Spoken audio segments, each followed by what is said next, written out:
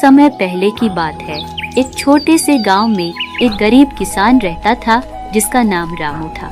रामू ईमानदार, मेहनती और सरल स्वभाव का व्यक्ति था, लेकिन उसके पास गरीबी के सिवा कुछ नहीं था।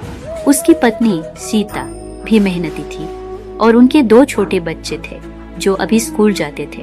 रामू का सपना था कि उसके बच्चे अच्छे से पढ़ लिख कर बड़े आदमी बने और उनके जीवन में किसी भी तरह की कठिनाई न आए। लेकिन हालात इतने खराब थे कि रामू को दिन रात खेतों में काम करने के बाद भी मुश्किल से 2 वक्त की रोटी मिलती थी। रामू हर दिन सूरज उगने से पहले उठता और खेत में काम करने जाता। उसके पास अपनी जमीन नहीं थी, इसलिए वह दूसरों के खेतों में मजदूरी करता था। सीता घर में छोटी मोटी सिलाई बुनाई का काम करती थी, जिससे थोड़ा बहुत पैसा आता था, लेकिन वह भी पर्याप्त नहीं था।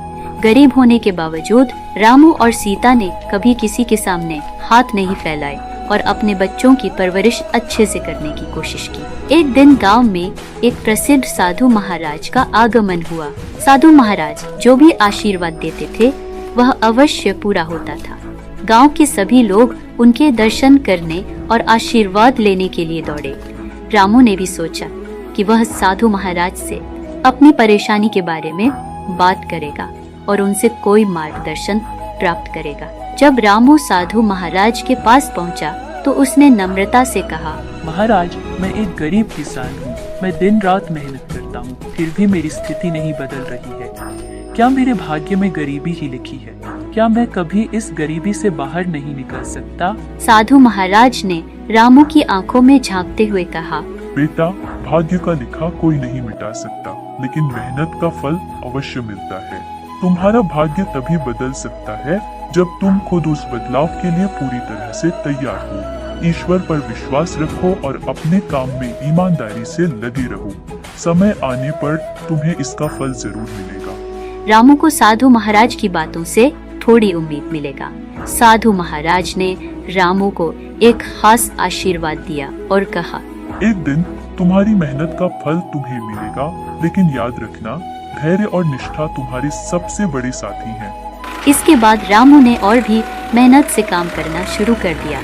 अब वह अपने काम को पूरी लगन और समर्पण के साथ करता था। कुछ महीने बीत गए, लेकिन उसकी स्थिति में कोई खास बदलाव नहीं आया।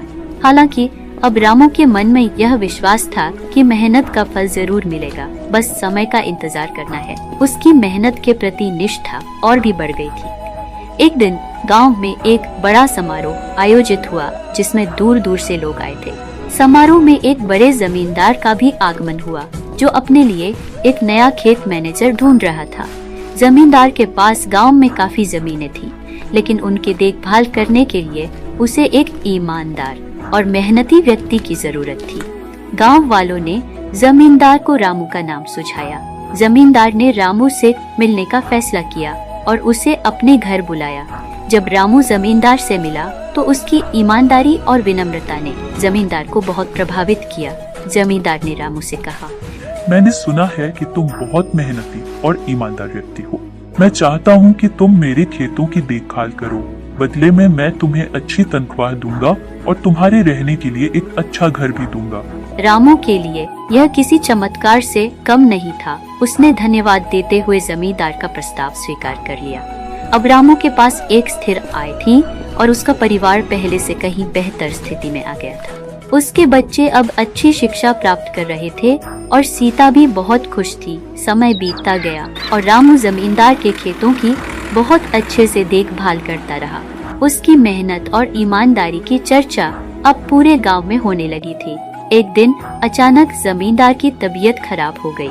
जमींदार का कोई वारिस नहीं था और वह अपनी संपत्ति को लेकर चिंतित था। उसने रामू को बुलाया और कहा, रामू, मैंने तुम्हारी मेहनत और ईमानदारी को बहुत करीब से देखा है।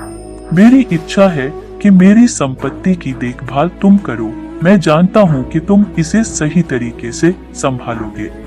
जमींदार ने अपनी सारी संपत्ति रामू के नाम कर दी और कुछ ही दिनों बाद उनका निधन हो गया।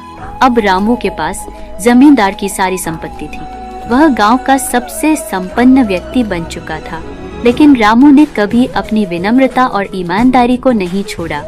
उसने अपने धन का उपयोग गांव के लोगों की भलाई के लिए किया। उसने गांव में एक स्कूल और एक अस्पताल बनवाया ताकि गांव के बच्चे अच्छी शिक्षा प्राप्त कर सकें और लोगों को स्वास्थ्य सेवाएं मिल सकें। एक दिन वही साधु महाराज फिर से गांव में आए। रामू ने उन्हें आदर पूर्वक अपने घर बुलाया और कहा, महाराज, आपकी बात सच साबित हुई। आपने कहा था कि मेहनत का फल जरूर मिलता है और आज मैं उसी का जीता जागता उदाहरण हूँ। आपकी दी हुई शिक्षा ने मुझे जीवन का सही मार्ग दिखाया। साधु महाराज मुस्कुराए और बोले, बेटा, भाग्य का लिखा कोई नहीं मिटा सकता, लेकिन मेहनत और ईमानदारी से इंसान अपने भाग्य को भी बदल सकता है।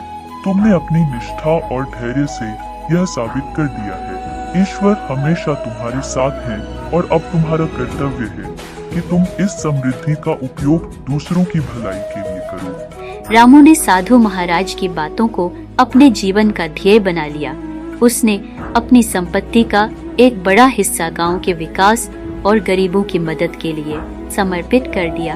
उसके इस उदारता के कारण गांव के लोग उसे बेहद सम्मान देने लगे और रामू की कहानी पूरे क्षेत्र में प्रसिद्ध हो गई। किसी समय की बात है, एक छोटे से गांव में दो पड़ोसी रहते थे। एक अमीर और दूसरा गरीब। अमीर का नाम रमेश था और गरीब का नाम मोहन। रमेश के पास बहुत सारी जमीनें, संपत्ति और पैसे थे, जबकि मोहन के पास मेहनत के अलावा कुछ भी नहीं था। वह दिन रात मेहनत करता, लेकिन फिर भी दो वक्त की रोटी के लिए संघर्ष करता रहता था। रमेश के पास बड़े बड़े घर, शानदार गाड़ी और नौकर चाकर थे। उसे दुनिया की हर वह सुविधा प्राप्त थी जिसके बारे में एक इंसान सपने देखता है। दूसरी ओर मोहन की दुनिया बहुत छोटी थी। एक छोटा सा मिट्टी का घर, एक गाय और कुछ खेती की जमीन। वह खुद ही अपने घर का सारा काम करता था और अपने परिवार का पालन पोषण करने के लिए खेतों में कड़ी मेहनत करता था। एक दिन रमेश और मोहन की मुलाकात गांव के मेले में हुई। रमेश ने अपने नए कपड़े और गाड़ी के बारे में बातें की, जबकि मोहन ने मुस्कुराते हुए कहा, भैया, मेरे पास तो इतना कुछ नहीं है, लेकिन जो भी है उसमें मैं खुश हूँ। रमेश ने हंसते हुए कहा, खुश? तुम खुश कैसे हो सकते हो? तुम्हारे पास तो कुछ भी नहीं है। तुम्हें मेहनत करनी पड़ती है, भूखों मरना पड़ता है, और नहीं तुम्हारे पास आराम करने का समय है। असली सुख तो मेरे पास है, दौलत, आराम और कोई चिंता नहीं। मोहन ने रमेश की बातों का बुरा नहीं माना और बड़े सहज तरीके से जवाब दिया, सुख सिर्फ दौलत में नहीं होता भैया। मैं मेहनत करता हूँ, लेकिन मुझे संतोष है। मेरे पास परिवार है जो मेरे साथ है और हम सभी एक दूसरे के साथ समय बिताते हैं। हमारे पास इतना ही है कि हम खा सकें, और सबसे बड़ी बात, मैं चैन की नींद सोता हूँ। रमेश ने उसे समझाने की कोशिश की, लेकिन अगर तुम्हारे पास मेरी तरह दौलत हो तो तुम्हें इतनी मेहनत नहीं करनी पड़ेगी। तुम आराम से जीवन बिता सकते हो और तुम्हारी हर जरूरत पूरी हो जाएगी। मोहन ने फिर मुस्कुराते हुए कहा, भैया, दौलत की जरूरत तो है, लेकिन यह सबसे बड़ी चीज नहीं है। जितनी दौलत आपके पास है, उतनी ज्यादा दौलत पाने की चिंता भी आपको रहती होगी, और जितना ज्यादा कमाते हो उतनी ज्यादा आपकी इच्छाएं बढ़ जाती हैं। मैं तो बस अपनी छोटी सी दुनिया में खुश हूँ। रमेश ने यह सुनकर थोड़ा सोचने का प्रयास किया, लेकिन वह अपने अमीर जीवन के मुंह से बाहर नहीं आ सका। वह सोचता था कि गरीब मोहन यह सब कह रहा है क्योंकि उसके पास दौलत नहीं है। कुछ समय बीता और गांव में अकाल पड़ गया। फसलें सूख गई और लोग भूखों मरने लगे। रमेश के बड़े बड़े खेत भी बर्बाद हो गए और उसके पास अब पैसे नहीं बचे। उसने शहर में अपनी संपत्तियों को बेचना शुरू किया, लेकिन अकाल के कारण उन्हें खरीदने वाला कोई नहीं था। उसके सारे नौकर चाकर उसे छोड़कर चले गए क्योंकि उनके पास खुद की जरूरतें पूरी करने का कोई साधन नहीं था। दूसरी ओर मोहन के पास एक गाय थी जिससे वह दूध निकालता था, और उसने अपने छोटे से खेत में कुछ फसल उगा रखी थी जो किसी तरह से अकाल में भी बच गई थी। वह किसी तरह अपने परिवार का पेट पाल रहा था। रमेश, जो कभी बहुत अमीर था, अब मोहन की तरह ही संघर्ष कर रहा था। एक दिन रमेश मोहन के पास आया और उससे मदद मांगी। उसने कहा, भाई, मुझे माफ कर दो। मैंने कभी सोचा नहीं था कि मैं भी कभी इस हालात में आ जाऊंगा। तुम्हारे पास तो अब भी कुछ है, लेकिन मेरे पास सब कुछ खत्म हो गया है। क्या तुम मेरी कुछ मदद कर सकते हो? मोहन ने बिना किसी हिचकिचाहट के रमेश को अपने घर बुलाया और उसे खाना खिलाया। उसने कहा, भैया, मैं हमेशा से कहता था कि दौलत सब कुछ नहीं होती। आज आप देख सकते हैं कि मेहनत और संतोष ही असली धन है। जो इंसान संतुष्ट है वही असली अमीर है। रमेश की आंखों में आंसू आ गए। उसने सोचा कि दौलत ने उसे अंधा बना दिया था।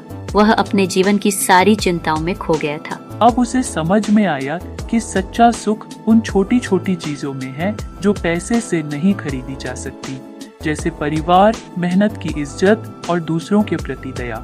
रमेश ने मोहन से वादा किया कि अगर कभी फिर से उसके पास दौलत आई तो वह उसे जरूरतमंदों की मदद के लिए इस्तेमाल करेगा। उसने अपने अहंकार और दिखावे को छोड़ दिया और मेहनत की कद्र करना सीखा। कुछ समय बाद जब अकाल खत्म हुआ तो रमेश ने अपनी जमीन पर फिर से खेती शुरू की, लेकिन इस बार उसने अपने काम में दूसरों की मदद भी की और अपने आसपास के गरीबों के लिए खाना और आश्रय की व्यवस्था की।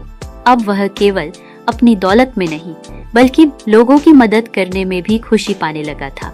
मोहन अपनी मेहनत और ईमानदारी से पहले की तरह जीवन बिता रहा था और अब उसे रमेश का भी साथ मिला। दोनों पड़ोसी अब अच्छे दोस्त बन गए थे और गांव के लोग भी उनकी इस दोस्ती और एक दूसरे की मदद की भावना से प्रेरित हुए।